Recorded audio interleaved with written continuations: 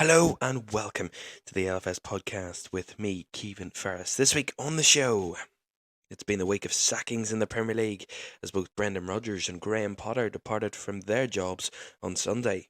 Plus, it's been a crazy weekend of European football action as Real Madrid win big and Napoli and PSG are beaten at home.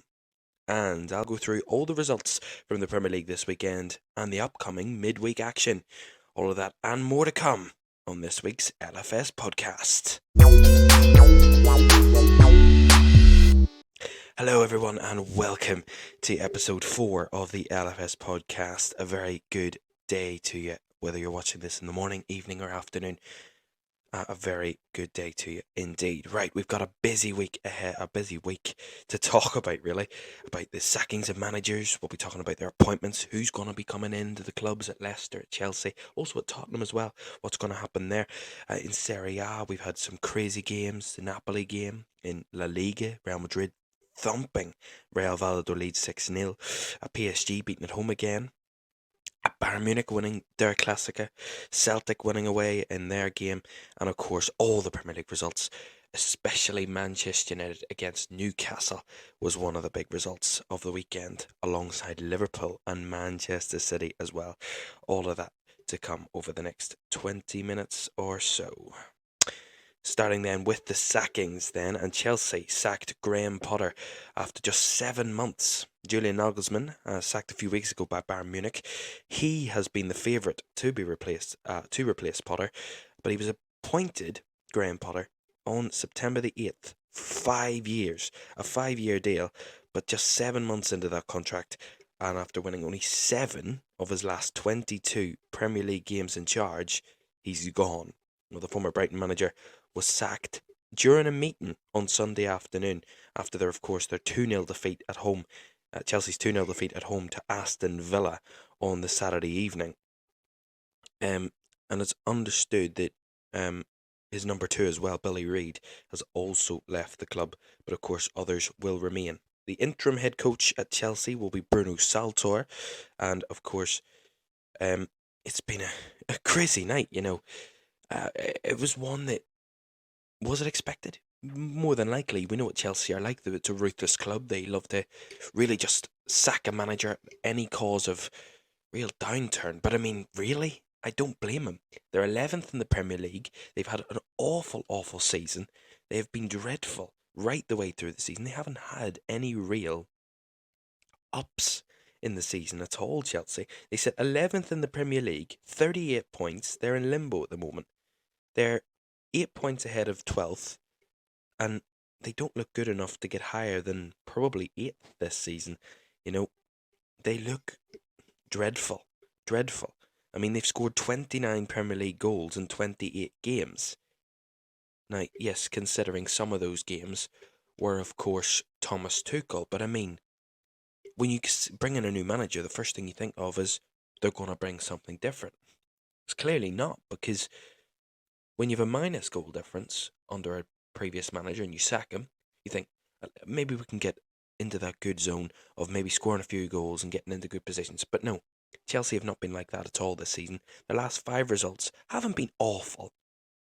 You know, haven't been terrible results. 2 wins, a draw, and 2 defeats. Now, the 2 defeats were one away at Tottenham and then that home game against Aston Villa. But the Premier League games, by the way, they drew at home to Everton last week, then before the international break, sorry. Then with wins at home to Leeds and away at Leicester also in there. Now, yes, that's a few relegation favourites in there. 3 relegation favourites, of which they got points against, but then beaten by Aston Villa, who were, until yesterday, below them in the table, and Tottenham, big London rivals. So fair enough. But then they've got Liverpool to come tomorrow, the battle of the 2 rubbish teams in the league, under this interim manager. Julian Nagelsmann's been touted as the replacement, the upcome for them. There's been a few questions over whether that is the case or not. I'm going to go through that in a moment. But Chelsea are in awful, awful dire straits at the moment. And what can we say? Where are they going to go this season? Nowhere is the answer to that. They're not going to get Champions League football. That's now an impossible now. They're 12 points off top four, and have played a game more than fourth place Manchester United. I mean, really? Graham Potter, they said earlier in the season, he's 10th. There's still an opportunity they can still get good European football. But even now, you start to question, really, there's no actual competitiveness from Chelsea. They've not been good enough in games. You watch them and you think, they just don't look like they actually care and actually want to give enough for this football club to win these games of football. And it's something they've said about other clubs and other teams, is that they don't have that fight and desire to win games week in, week out.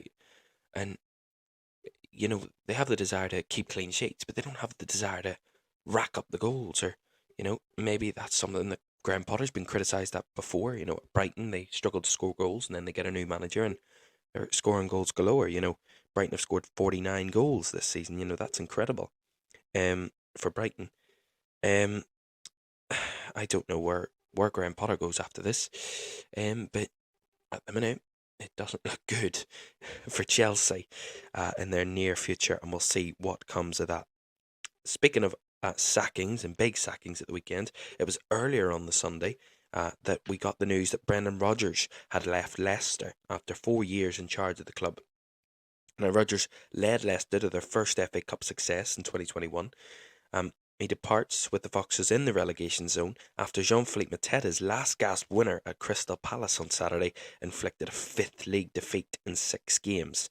It is understood that talks between the Leicester bosses and Rodgers took place on Sunday morning, when it was agreed that it was best for all parties that he leave his role with immediate effect. Now, what the club said was, this is the club statement: Leicester City Football Club has reached a mutual agreement with Brendan Rodgers that will see him leave the club after 4 years as our men's first team manager. Now, it's seen that was going to be a non-option, really. If Brendan Rodgers hadn't agreed to leave, he would have been sacked anyway. That is the belief. So Leicester are lucky, kind of, that he agreed, because, well, I mean, he was going to be sacked anyway, so we weren't going to have Brendan Rodgers as the Leicester manager coming into the midweek games, whether he agreed to leave or not. And in true Brendan Rodgers style, he decides to gracefully depart the club, while the club sit in 19th position in the Premier League table. And let's talk about Leicester. 19th in the league.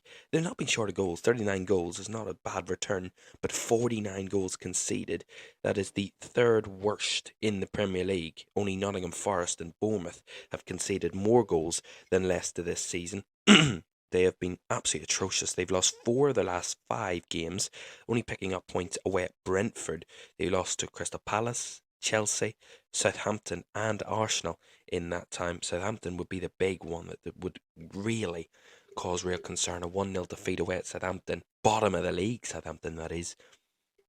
And that was Southampton's only win in their last 5 games. It was against Leicester. Leicester look awful, and I don't know why. I don't know what it is about Leicester. They've been their highest position in the league. Get this, their highest position in the league was after match day 1. They were 11th. They have not been in a higher position than 11th this season. Now, that is exactly why Brendan Rodgers has gone. Yes, they've been overachieving in the last few seasons, getting a couple of 5th place finishes, an FA Cup win. A fantastic few years for Leicester, but it comes to a very drab end, really, because they have been overachieving, and that was bound to drop off at some point. But no one could have predicted that they would have dropped off this much. They're 25 points after 28 games. They're second bottom in the league. They have the third worst defensive record. The goals isn't as irrelevant, but they just seem to just not be able to win games, even pick up points in games. They've lost 17 games this season. They have 4 draws in the league. That is equal with the likes of Spurs, Man City and Arsenal. But the difference is they have more wins than defeats this season. Spurs, City and Arsenal. They're the lowest team when it comes to draws in the league. So it shows that they can't actually hang in games. They just end up giving it away. And when you look at their recent results, they've scored, well, not many.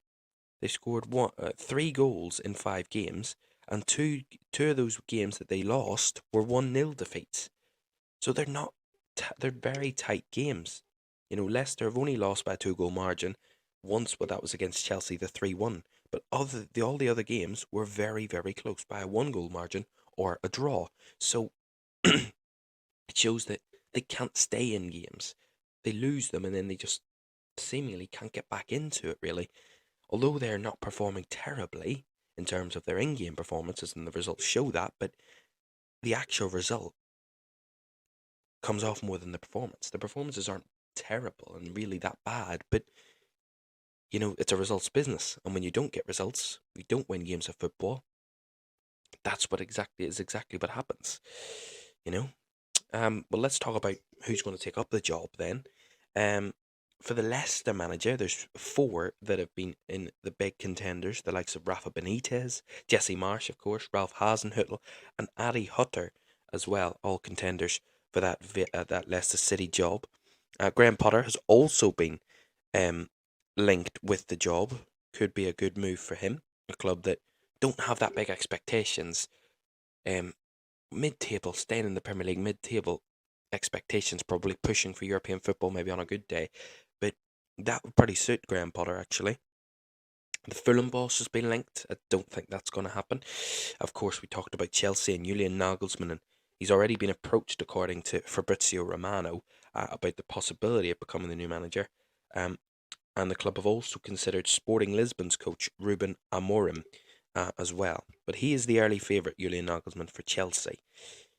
And Leicester have a good few options. They don't have anyone lined up at the moment. I think Chelsea's next option, if they were going to sack Graham Potter, which they have done, it was always going to be a likes of a Julian Nagelsmann or someone to that effect. Maybe a Pochettino, maybe as well. Could have been in there. And that could have been one.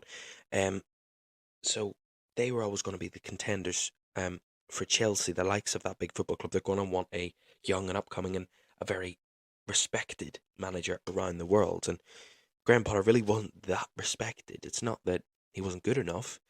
It's that he wasn't one of the big names, and maybe that doesn't suit Chelsea. Maybe Chelsea suit that big name manager.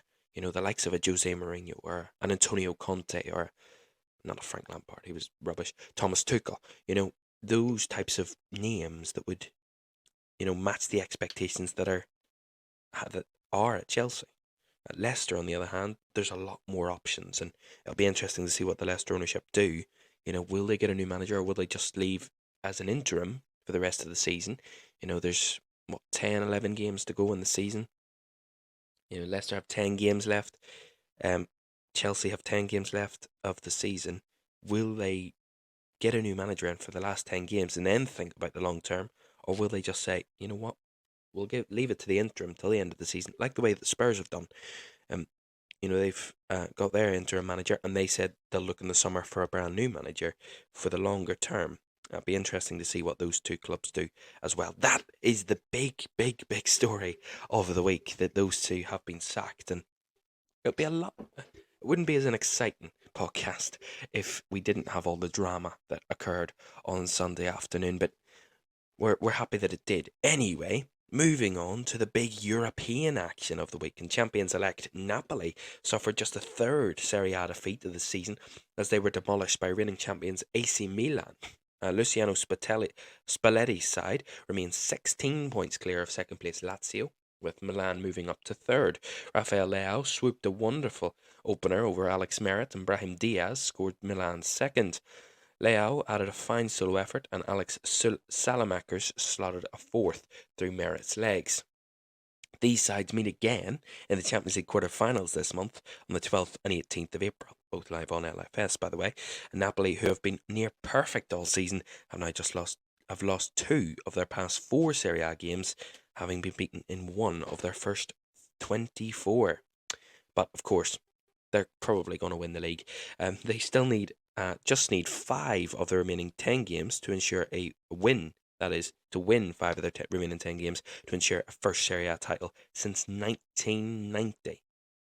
And that defeat on Sunday night, that was their biggest defeat since losing 5-1 to Atalanta in 2007-2008 season. But Napoli, 16 points clear, 10 games to go in the league. They need 5, so 15 points to confirm the league, and that is if Lazio and AC Milan and those teams below them don't drop points in that match. But I mean, they had 61% possession, Napoli, 20 shots, only 4 on target, had 10 corners, 11 fouls. They were ultimately the stats would suggest they were the better team, but stats aren't everything in football, you know.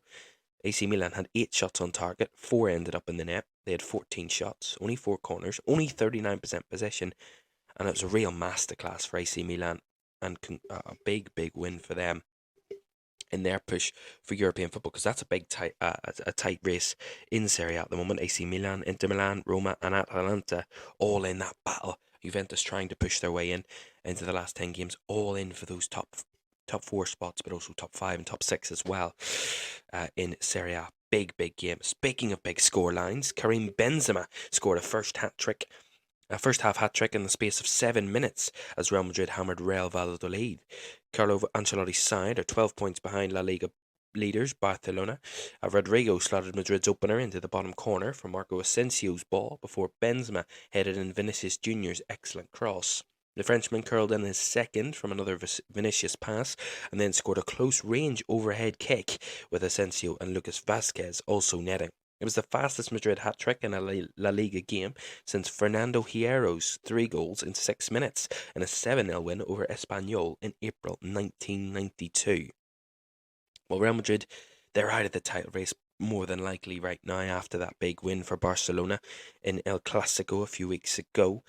12 points behind. There's still 11 games to go though, but Barcelona seem to be in the box seat for that one. You know, they got their big win away at the weekend on Saturday. I think it was that Barcelona won 4-0. So they're not letting up any at all. Real Madrid did win 6-0 in that game, so a massive win for Real Madrid, but it looks like second is where they're going to finish in La Liga this season. Speaking of big wins for big upsets really in European football this weekend, and we move to Ligue 1 when a Sunday night clash between PSG and Lyon. Lionel Messi's name was met by whistles from some PSG fans before they fell into a 7th defeat of 2023 at home to Lyon. The Argentine, linked to Barcelona when his contract expires this summer, has seen 2 Champions League last 16 exits in his 2 seasons at the club. Whistles could be heard as his name was announced beforehand, although some fans chanted his name in support. Lyon forward Bradley Barcola scored the only goal as PSG were booed off. The game kicked off 10 minutes late as Lyon's bus couldn't fit under the bridge, so they had to drive around the capital. What a strange story that is. Alexandre Lacazette had earlier struck a post with a penalty for the ninth place visitors. Kylian Mbappe, PSG's all-time top goal scorer, almost rescued a point late on, but his shot was eventually saved. Well, the top of the table side PSG are only 6 points clear of second and third place. Lens and Marseille both on 60 points, PSG on 66. PSG have a better goal difference, but this title race might be a lot tighter than we expected. PSG seemingly running away with it earlier in the season, but terrible 2023 so far for them. Really, seemingly coming to a very close end in this Ligue 1 title race. Lyon, of course, nowhere near in the conversation. They're in 9th at the minute. That win keeps them in 9th. They would have been 10th with any other result. They're in a close battle. Lorient, Nice, Reims, all in there, all trying to push for those European places, but PSG looking awful at the moment, not looking good for them. And another top of the table side before their result at the weekend, Borussia Dortmund headed into Der Klassiker at the weekend with a 1-point lead over Bayern Munich in the Bundesliga table. However, Thomas Tuchel's reign as Bayern Munich manager started with a resounding win over his old club Borussia Dortmund that took them above their Der Klassiker rivals to the top of the Bundesliga. The first goal was a freak as Dao Upamecano played a long ball from his own half, which goalkeeper Gregor Kobel missed as it rolled into the nets. Thomas Müller then scored twice, and Kingsley Coman netted a 4th. Emre Can scored a penalty, and Donyell Malen added his late second for Dortmund. Those goals flattered the previous league leaders, who never looked in the game. They were 4-0 down at one point. Bayern could have won by more, with Eric's Maxim Choupo-Moting and Serge Gnabry having efforts ruled out for offside. The Munich Giants Giants had sacked boss Julian Nagelsmann after they dropped behind Dortmund in the table and turned to Tuchel, who managed their rivals from 2015 to 2017. And his side were in control from the moment Kobel came running out of his box and air-kicked an attempted clearance from Upamecano's through ball to Leroy Sané. Well, Bayern Munich, top of the table, 2 points clear, much better goal difference than Borussia Dortmund, but it's still a tight title fight. Union Berlin are in the question as well. They're only 2 points behind Borussia Dortmund in the third. Union, they were at top of the table at one point. A very, very tight title race in the Bundesliga this season. And the first time, really, we've seen Bayern Munich being tested by anybody in the league at all, really. You know, Borussia Dortmund are very accustomed to becoming second place, but never this close to pushing for the title. I haven't been this close for probably around 10 years to clinching the title off Bayern Munich. Of course, Jurgen Klopp was the last manager to win the Bundesliga with Borussia Dortmund. And then Bayern on this 10-season run of winning it every single season. Incredible from Bayern Munich. But it's great to see there's a bit of competition in the Bundesliga. Borussia Dortmund and Union Berlin looking to push for it. You know, it's been a weird season in Bundesliga times. You know, the likes of big sides not really performing, but it's been a real classic of a season in that one between Bayern Munich and Borussia Dortmund, and Union Berlin, of course, causing questions. But 4-2 really, it actually really flatters Borussia Dortmund because they should have lost by a lot more than what they did in the end. You know, those 2 late goals from Borussia Dortmund really stopped it from looking on the face of it, a real thrashing. But it was a real thrashing. You know, Bayern Munich 4-0 up after 50 minutes. That's embarrassing. You know, embarrassing. And Borussia Dortmund don't have a great record away at the Allianz, but I mean, that's irrelevant. You're in a title race, you're going to win, you're going to get the best result you possibly can, and being 3-0 down after 23 minutes is the complete opposite to that. They were out of the game for minute 1. They were awful. Well, they started okay, but then they just dropped off after about 5 minutes and never really regained that pressure that they put on Bayern Munich early on in the game. They just couldn't keep the pressure, couldn't keep it into the game, and ended up faltering. And that is exactly what happened.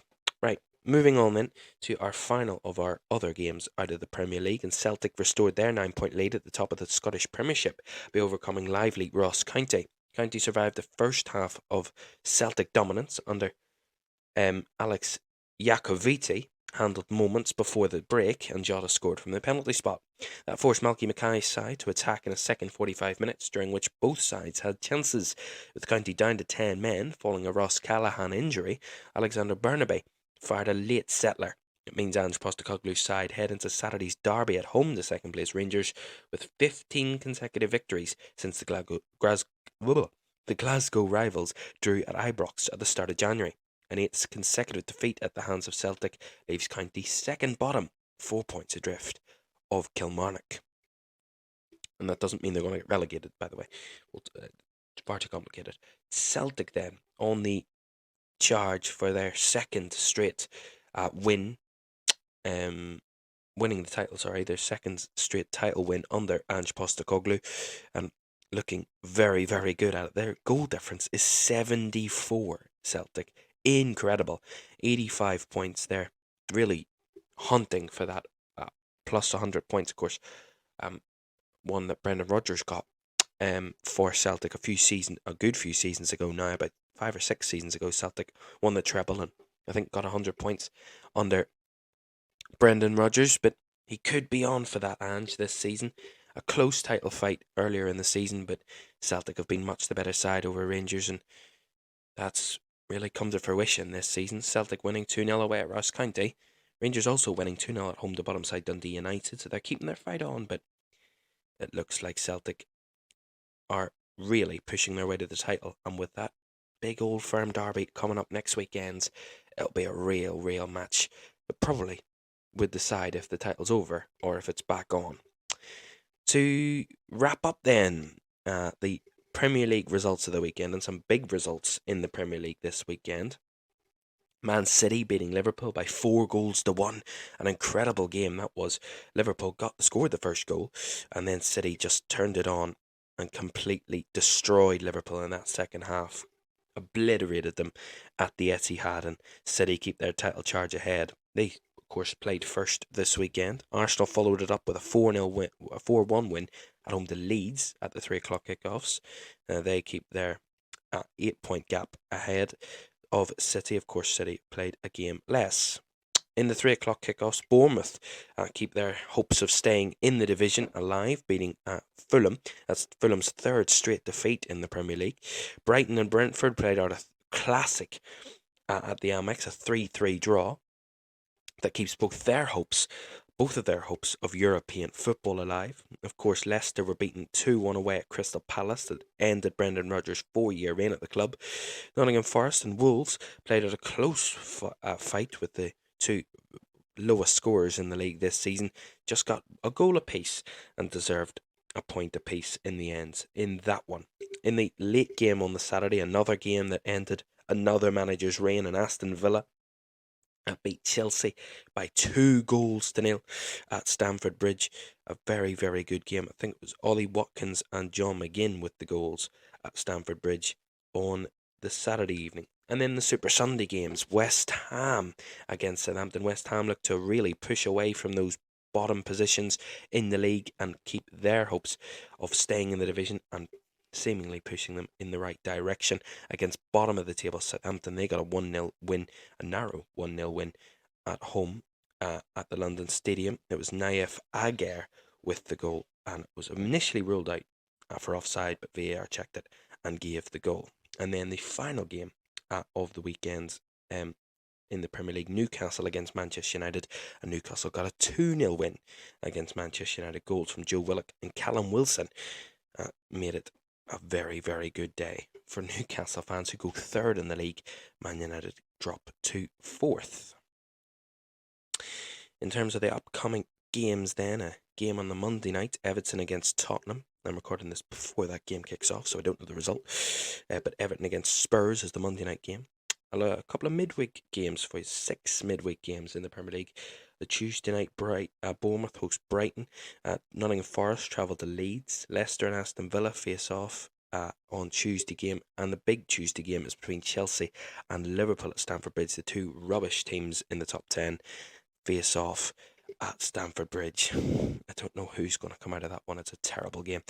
And Wednesday games then, Manchester United host Brentford at home, and Newcastle travel to East London to face West Ham at the London Stadium. So a couple of games that could write some headlines this week, and those are the Premier League games coming up as well. And there's a big, big Easter weekend as well. An abundance of football to come on LFS this week. Well, that is the LFS podcast for this week, as we've had a crazy week of football and a crazy weekend of some big results from around Europe and the Premier League as well. Don't forget to follow us on social media, on Twitter, Instagram and TikTok as well.